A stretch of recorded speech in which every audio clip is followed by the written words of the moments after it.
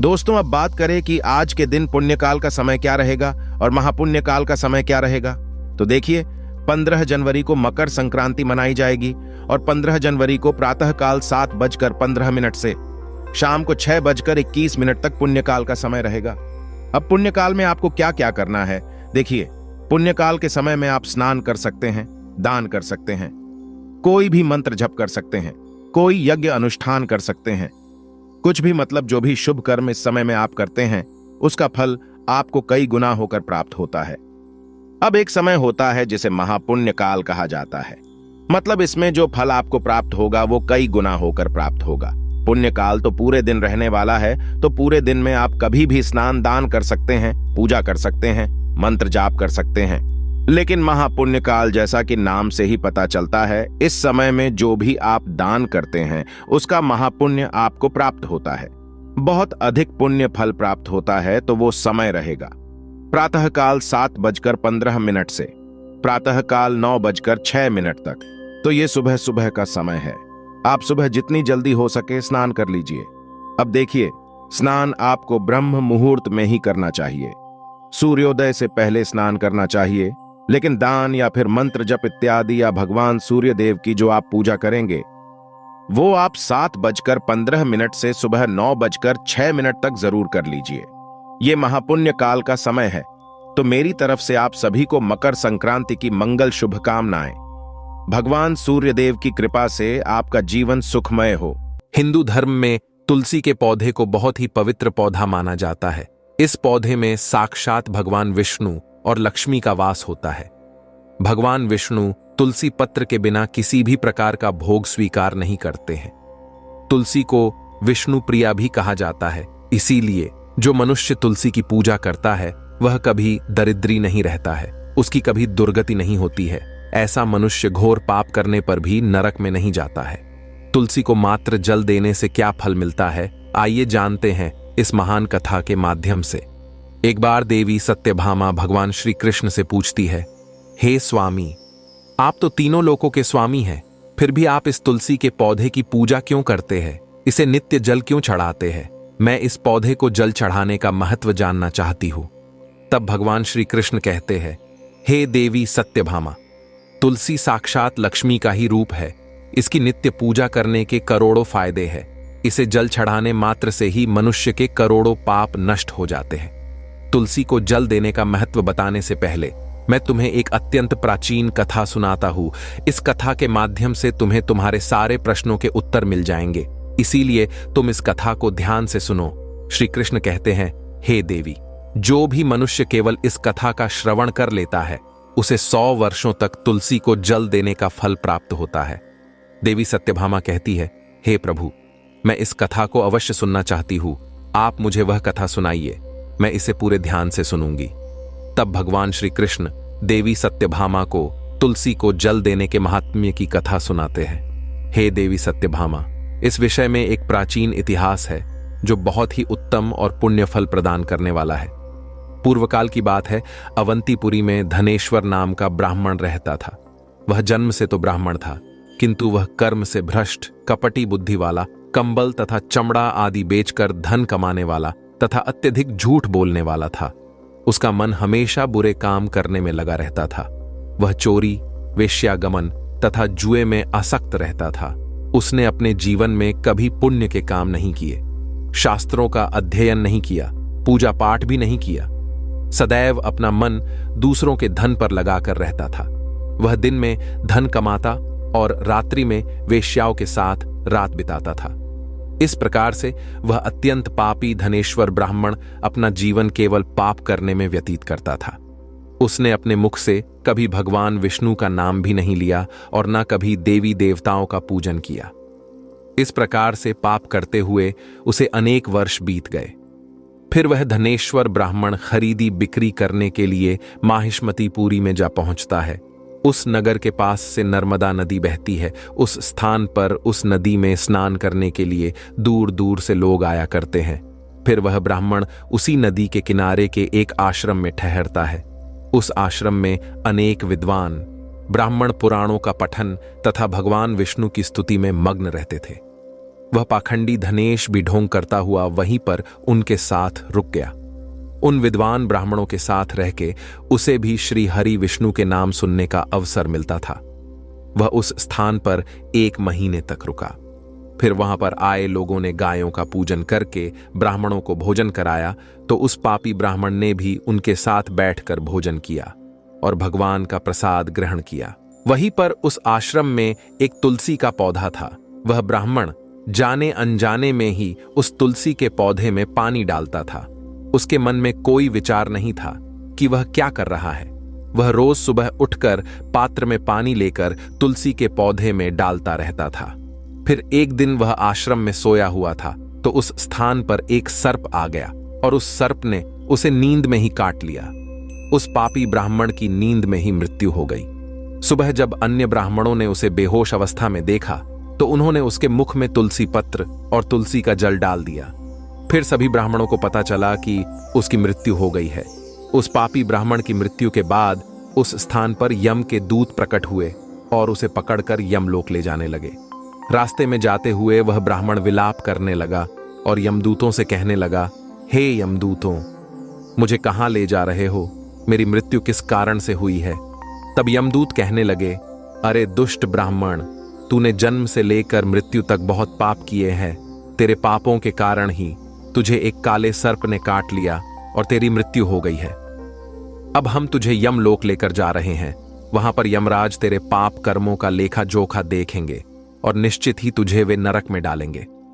फिर वह ब्राह्मण जोर जोर से विलाप करने लगा और उन यमदूतों से क्षमा याचना करने लगा, किंतु यम के दूतों को उस पर जरा सी भी दया नहीं आई और वे उसे पीटते हुए यमलोक लेकर गए। जब यम के दूत उस ब्राह्मण को लेकर यमराज के सामने पहुंच गए, तो यमराज के पास बैठे हुए चित्रगुप्त ने उस ब्राह्मण के जन्म से लेकर मृत्यु तक के कर्मों का लेखा जोखा निकाला और यमराज से कहने लगे, हे महाराज, इस ब्राह्मण ने तो बचपन से लेकर मृत्यु तक पाप ही पाप किए हैं। इसने कोई पुण्य का काम नहीं किया है। यह तो मूर्तिमान पाप ही है। इसे कल्प भर के लिए नरक में डाल दिया जाए। फिर यमराज कहते हैं, हे दूत, जीवन भर पाप करने वाले इस दुष्ट ब्राह्मण को उठाकर ले जाओ और इसे कुंभीपाक नामक नरक में डाल दो। यमराज के आदेश का पालन करते हुए वे यम के दूत हंसते हुए उस पापी ब्राह्मण को लेकर चले गए और उसे मुदगरों से पीटने लगे, जिससे उस ब्राह्मण का मस्तक टूट गया और वे उसे कुंभीपाक नामक नरक में ले गए। उस भयंकर नरक में खौलते हुए तेल के बड़े बड़े घड़े थे, जिसके नीचे भयंकर अग्नि धधक रही थी। फिर यमराज के दूत ने उस ब्राह्मण को उस खौलते हुए तेल के घड़े में डाल दिया। लेकिन जैसे ही वह ब्राह्मण उस खौलते हुए तेल के घड़े में गिरा, वह तेल एकदम से ठंडा पड़ गया। इस विचित्र घटना को देखकर उस यम के दूत को बड़ा आश्चर्य हुआ। ऐसा पहले कभी नहीं हुआ था। उसने कितने ही पापियों को उस तेल के घड़े में डाला था। वे सभी उस खौलते तेल में गिरकर छटपटाने लगते थे। लेकिन जैसे ही वह ब्राह्मण गिरा, वह तेल अचानक से शांत और शीतल हो गया। इस आश्चर्य को देखते ही वह यमदूत तीव्र गति से दौड़ता हुआ यमराज के पास पहुंच गया। यमराज ने पूछा, हे दूत, क्या बात है? इतनी तीव्र गति से दौड़ते हुए क्यों आ रहे हो? फिर वह दूत कहता है, हे यमराज, आपने जिस ब्राह्मण को कुंभीपाक में डालने के लिए कहा था, जैसे ही हमने उसे कुंभीपाक नरक में डाल दिया, नरक की अग्नि बुझ गई और वह खौलता हुआ तेल भी ठंडा पड़ गया। फिर यमराज कहते हैं, हे दूत, यह तो बड़ी ही विचित्र घटना है। ऐसा तो पहले कभी नहीं हुआ। यमराज विचार कर रहे होते हैं, तभी उस स्थान पर देवर्षि नारद पधारते हैं। देवर्षि नारद को देखकर यमराज अत्यंत प्रसन्न होते हैं और उन्हें प्रणाम करके उनका स्वागत करते हैं। फिर यमराज नारद जी से कहते हैं, हे देवर्षि, आप उचित समय पर आए हैं। हमने आज एक अत्यंत पापी ब्राह्मण को कुंभीपाक नरक में गिराया है, किंतु उसके गिरते ही नरक की अग्नि ठंडी पड़ चुकी है और खौलता हुआ तेल भी शीतल बन गया है। तब देवर्षि नारद यमराज से कहने लगते हैं, हे धर्मराज, आपने जिस ब्राह्मण को कुंभीपाक नरक में डाला है, वह नरक में डालने योग्य नहीं है, क्योंकि इस ब्राह्मण के द्वारा अनजाने में ही ऐसा कर्म हो गया है जो नरक का नाश करने वाला है। जो मनुष्य पुण्य करने वाले लोगों के साथ रहता है, उसे उनके पुण्य का भाग अवश्य मिलता है, और यह ब्राह्मण तो 1 महीने तक भगवान विष्णु के भक्तों के साथ रहा है।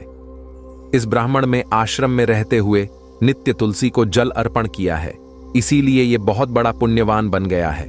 इसके समस्त पाप नष्ट हो गए हैं। यह ब्राह्मण अब विश्वलोक जाने का अधिकारी बन गया है। इस ब्राह्मण ने अनजाने में ही इतना पुण्य कमाया है जो जन्म जन्मांतरों में मनुष्यों को प्राप्त नहीं होता है। इसीलिए आप इसे नरक में न पकाओ। इस ब्राह्मण के पापों के लिए इसे केवल इतना दंड दो, इसे नरक लोक का दर्शन कराओ।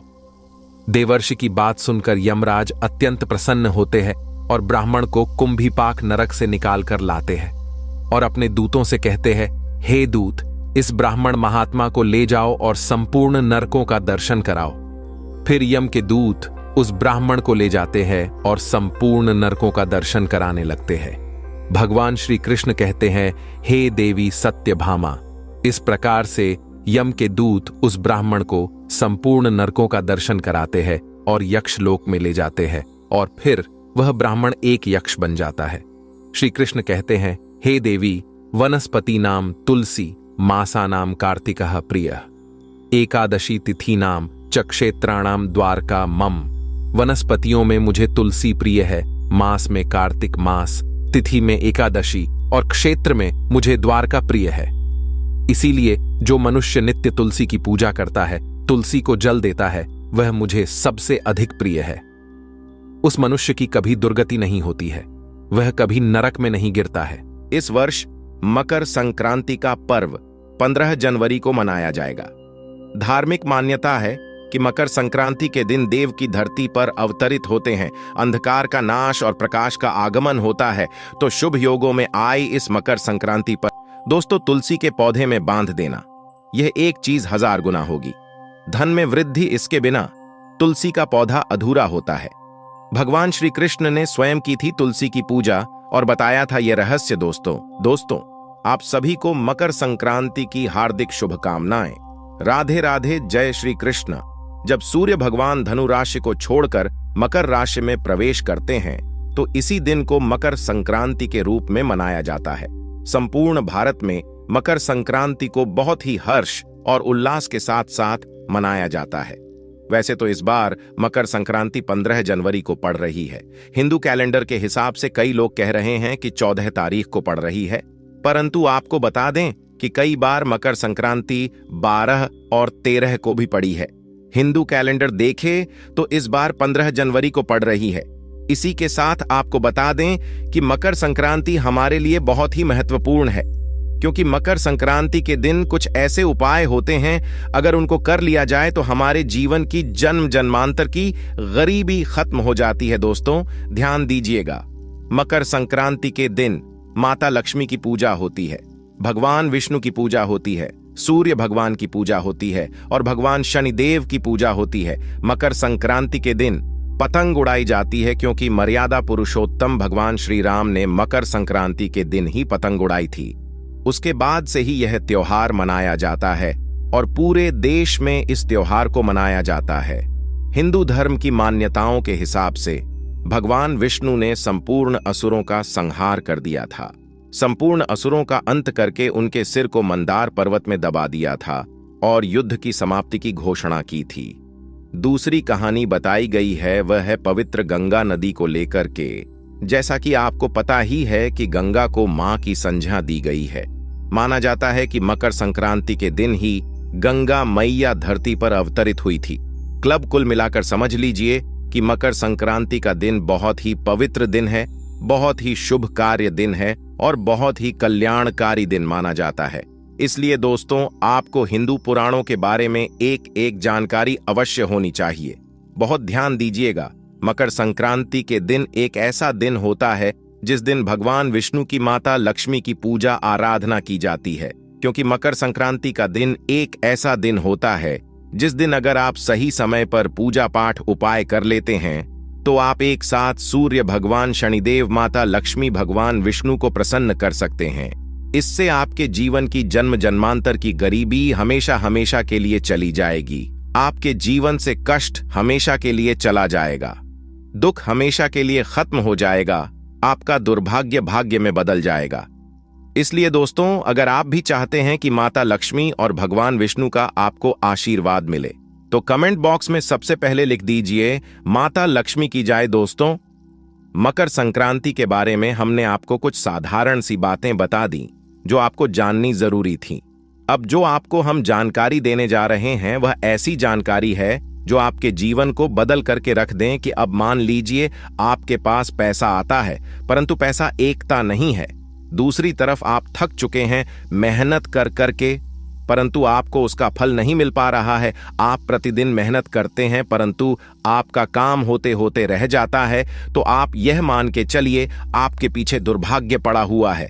एक बात और जान लीजिए दोस्तों, संपूर्ण दुनिया ज्योतिष शास्त्र पर टिकी हुई है, जिसकी वजह है जब आपके ग्रहों की चाल आपके लिए अच्छी होगी तब आपके जीवन में सब कुछ अच्छा होगा।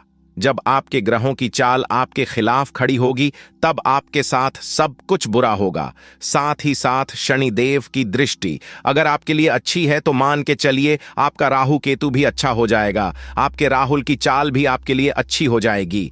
माता लक्ष्मी का अगर आपको आशीर्वाद मिल गया तो आपके घर में धन आना चालू हो जाएगा। अगर भगवान विष्णु का आशीर्वाद मिल गया तब तो मान लीजिए आपके जीवन में कष्ट आ ही नहीं सकता। इसलिए दोस्तों, आपको जो हम क्रिया बताने जा रहे हैं वह आपको बताई जाएगी 15 जनवरी के हिसाब से, क्योंकि हिंदू पुराणों और ग्रंथों के हिसाब से देखें तो 15 को पड़ने वाली मकर संक्रांति बहुत ही शुभ और कल्याणकारी है। इस दिन की गई साधना आपके जीवन की गरीबी, परेशानी, कष्ट को खत्म कर सकती है। तुलसी का पौधा तो प्रत्येक हिंदू घर में होता है, लेकिन बहुत कम लोग तुलसी के संबंध में शास्त्रों में बताए गए महत्वपूर्ण नियम नहीं जानते हैं। तुलसी की पूजा कैसे करनी चाहिए, तुलसी को जल कैसे देना चाहिए, तुलसी के पास कौन सी वस्तु को रखना शुभ होता है, आदि कई महत्वपूर्ण नियमों का पालन करना आवश्यक होता है। इसके अलावा अगर आप तुलसी के नीचे यह एक चीज बांध देते हैं तो आपको मां तुलसी का ढेर सारा आशीर्वाद मिलता है और आपके घर में मां लक्ष्मी का सदैव ही निवास रहता है। दोस्तों, तुलसी का पौधा घर में होना परिवार के प्रत्येक सदस्य के लिए लाभकारी होता है। यह पौधा हर प्रकार से उपयोगी होता है। पुराणों के अनुसार तुलसी में देवी लक्ष्मी का वास होता है और नियमित रूप से इस पौधे की पूजा करने से लाभ भी अवश्य मिलता है। लेकिन यदि आप तुलसी को घर में रखने के साथ ही उसके नीचे यह एक चीज बांध देते हैं तो आपको तुलसी लगाने का कई गुना अधिक फल प्राप्त होता है, क्योंकि इस एक चीज के बिना तुलसी अधूरी मानी जाती है। यह चीज तुलसी को संपूर्ण बनाती है, इसीलिए शास्त्रों में इसका सबसे अधिक महत्व बताया गया है। दोस्तों, भारत में ही नहीं बल्कि संसार के अधिकतर देशों में तुलसी को बहुत ही गुणकारी पौधा माना गया है।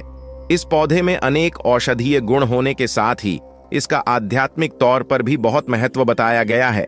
प्रत्येक धार्मिक अनुष्ठान हो अथवा कोई पूजा हो, उसमें तुलसी का प्रयोग अवश्य किया जाता है। विष्णु पुराण में तुलसी को भगवान विष्णु की पत्नी कहा गया है। इसी कारण से तुलसी जगत जननी है। तुलसी को समस्त देवी देवताओं से वरदान प्राप्त है, जिससे तुलसी के पत्र को अमृत के गुणों से युक्त कहा गया है।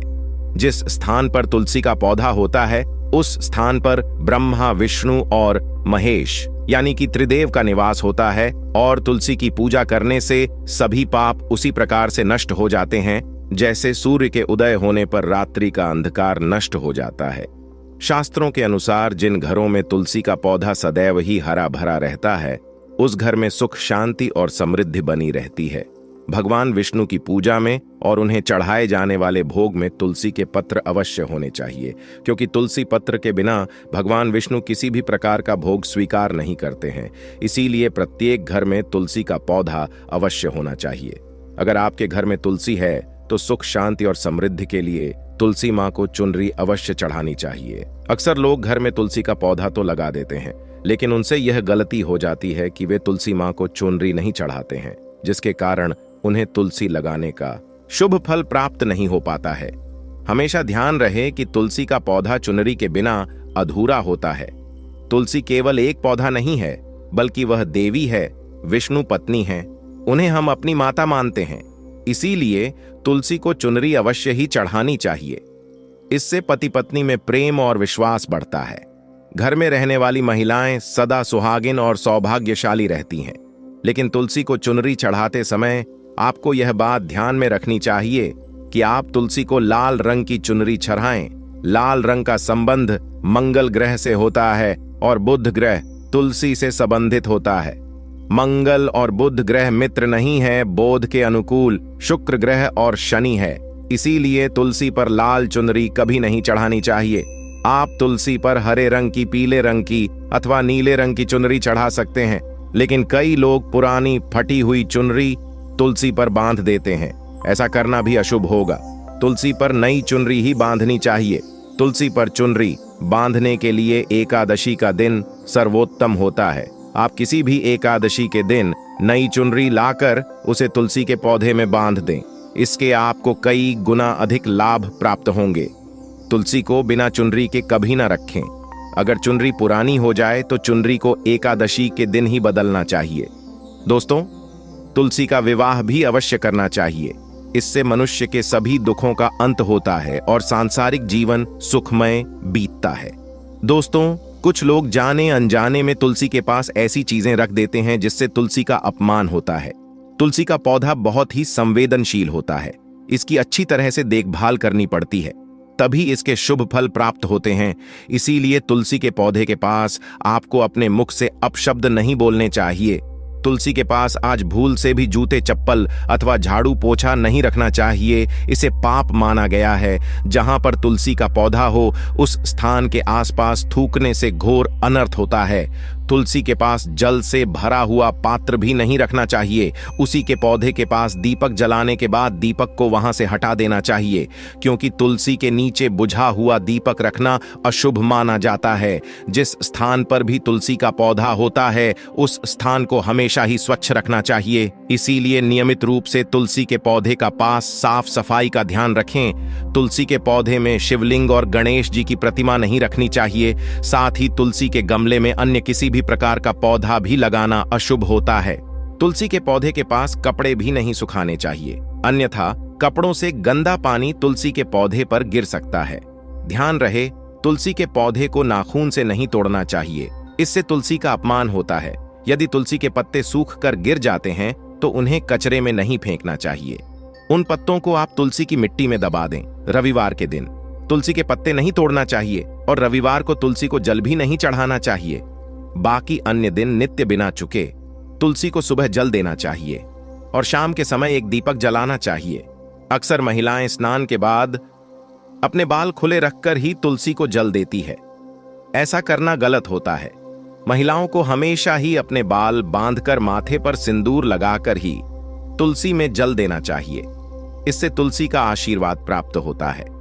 घर में तुलसी का पौधा लगाते समय ध्यान रहे कि आप इसके लिए गंदी मिट्टी का उपयोग ना करें। तुलसी के पौधे के लिए शमशान की अथवा गंदगी वाले स्थान की मिट्टी का कभी उपयोग नहीं करना चाहिए। इससे तुलसी मां रूठ जाती है और सूखने लगती है। तुलसी का पौधा कभी गंदे स्थान पर नहीं लगाना चाहिए, जैसे नाली अथवा बाथरूम के पास तुलसी का पौधा कभी नहीं रखना चाहिए, अन्यथा गंदा पानी तुलसी के पौधे में गिर सकता है, जो बहुत ही अशुभ माना गया है। घर में तुलसी का पौधा कभी चूकना नहीं चाहिए। शास्त्रों में ऐसी मान्यता है कि तुलसी का पौधा सूखना अकाल मृत्यु की सूचना देता है। घर में तुलसी का पौधा सूख जाए तो घर की सुख समृद्धि खत्म हो जाती है। सूखी हुई तुलसी में मां लक्ष्मी का वास नहीं होता है। वास्तुशास्त्र के अनुसार तुलसी का पौधा सूख जाए तो ये आने वाले किसी विपत्ति या दुर्घटना का अंकित होता है। इसीलिए तुलसी का अच्छे से ख्याल रखना चाहिए। उसे नित्य जल देकर हरा भरा रखना चाहिए। तुलसी में कभी भी किसी प्रकार के केमिकल नहीं डालने चाहिए। केवल खाद्य पदार्थ और गोबर का प्रयोग करना चाहिए। साथ ही इस बात का ख्याल रखें कि तुलसी में मकड़ी के जाले अथवा कीड़े नहीं लगने चाहिए। ऐसे स्थान पर लक्ष्मी वास नहीं करती है। शास्त्रों के अनुसार मासिक धर्म के दौरान महिलाओं को तुलसी के पौधे में पानी नहीं डालना चाहिए और तुलसी को स्पर्श करना भी वर्जित है। तुलसी को बिना स्नान किए जल नहीं देना चाहिए और पैरों में चप्पल आदि पहनकर भी तुलसी को जल न दें। तुलसी को जल देते समय ध्यान रहे कि वह जल आपके पैरों पर न पड़े, इससे तुलसी का अपमान होता है। श्री कृष्ण कहते हैं, नित्य तुलसी के दर्शन से मनुष्य को स्वर्ग की प्राप्ति होती है और तुलसी पत्र के सेवन से उसके सभी पाप नष्ट हो जाते हैं। तुलसी का पौधा हमेशा ही घर के सामने लगाना चाहिए। इससे पूर्व अथवा उत्तर दिशा में लगाना सबसे अधिक शुभ होता है। अगर तुलसी के गमले में दूसरे पौधे उग जाते हैं तो उन्हें समय समय पर हटा देना चाहिए। अगर तुलसी के ही अन्य पौधे उगते हैं तो ये पौधे दूसरों को दान में देने चाहिए। कहा जाता है कि जब घर में एक से अधिक तुलसी के पौधे अपने आप उगने लगते हैं तो घर में साक्षात माता लक्ष्मी का आगमन होता है। तुलसी के पास कभी कांटेदार पौधे नहीं रखने चाहिए, इससे तुलसी मां रूठ जाती है। तुलसी के पास मरुस्थलीय पौधे रखना बेहद अशुभ माना जाता है। ऐसे पौधों से नकारात्मक ऊर्जा निकलती है। शास्त्रों में कहा गया है, जिन पौधों से हरी भरी गलियों की उत्पत्ति ना हो, उसके स्थान पर कांटे निकलते हो, तो ऐसे पौधों को तुलसी के पास कभी रखना नहीं चाहिए, बल्कि मरुस्थलीय पौधे घर में किसी भी स्थान पर रखने ही नहीं चाहिए। इन पौधों के कारण घर का वातावरण नकारात्मक बन जाता है। जैसे कई लोग नागफनी का पौधा सजावट के नाम पर घर में रखते हैं। ऐसा करना बिल्कुल गलत है। नागफनी का पौधा तो गलती से भी तुलसी के पास ना रखें। यह तुलसी की संपूर्ण सकारात्मक ऊर्जा को नष्ट कर देता है। लेकिन शास्त्रों में केले के पौधे का विशेष महत्व बताया गया है। अगर आप तुलसी के पास केले का पेड़ लगा देते हैं तो आपको कई गुना अधिक लाभ प्राप्त होंगे। केले के पेड़ में भगवान विष्णु का वास होता है। इसे तुलसी के पास लगाने से घर में सुख समृद्धि आती है।